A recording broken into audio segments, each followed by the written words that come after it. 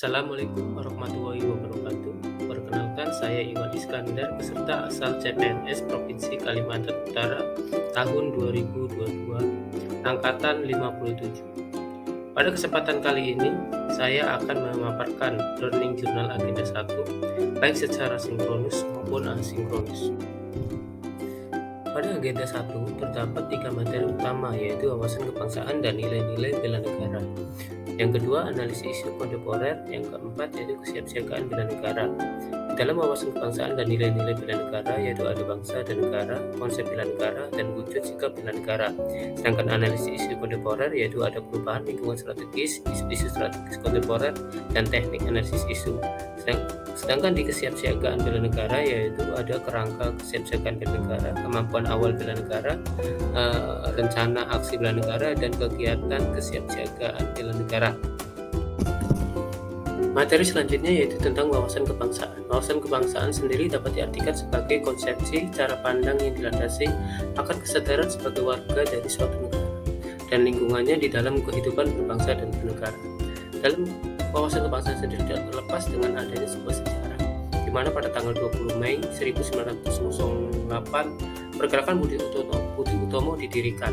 Pada tanggal 25 Oktober 1908 Perhimpunan Indonesia juga didirikan. Organisasi pergerakan ini merupakan organisasi pergerakan nasional pertama yang menggunakan nama Indonesia. Pada tanggal 30 April 1926 Kongres Pemuda dilaksanakan. Pada Kongres Pemuda pertama ini diwakili oleh beberapa perwakilan pemuda, baik dari Java, dari Celebes, dari Ambon, dan dari Sumatera. Pada tanggal 27 sampai 28 Oktober 1928 Kongres Pemuda kedua juga dilaksanakan. Pada tanggal 1 Maret 1945 PPKI telah dibentuk. 7 Agustus 1945 PPKI juga telah dibentuk. Nilai dasar bela negara sendiri ada 5 poin, yaitu pertama, cinta tanah air, sadar berbangsa dan bernegara, setia pada Pancasila, rela berkorban untuk bangsa dan negara, dan yang terakhir yaitu kemampuan awal bela negara. Identitas NKRI sendiri yaitu ada 4 poin. Yang pertama itu bendera, yang kedua bahasa Indonesia, yang ketiga lambang negara, yang keempat lagu kebangsaan.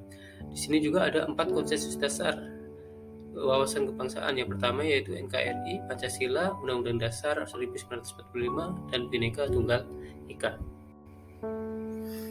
Materi selanjutnya yaitu tentang analisis isu kontemporer. Di dalam analisis isu kontemporer sendiri ini ada 3 poin. Yang pertama itu perubahan lingkungan strategis, yang kedua isu-isu strategis kontemporer, dan yang ketiga teknik analisis isu.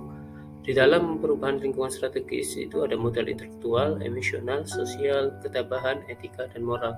Sedangkan di isu-isu strategis kontemporer tidak ada korupsi, narkoba, terorisme, dan radikalisme, money laundering, proxy war, cybercrime, hate speech, dan hoax.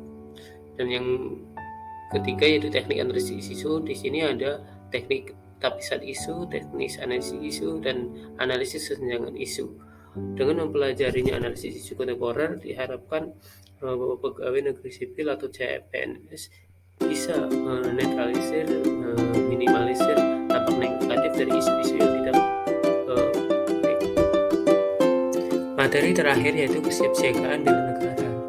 Di dalam kesiapsiagaan bela negara yaitu ada cinta tanah air, sadar berbangsa dan bernegara, setia kepada Pancasila sebagai ideologi negara, rela berkorban untuk bangsa dan negara, kemampuan awal bela negara.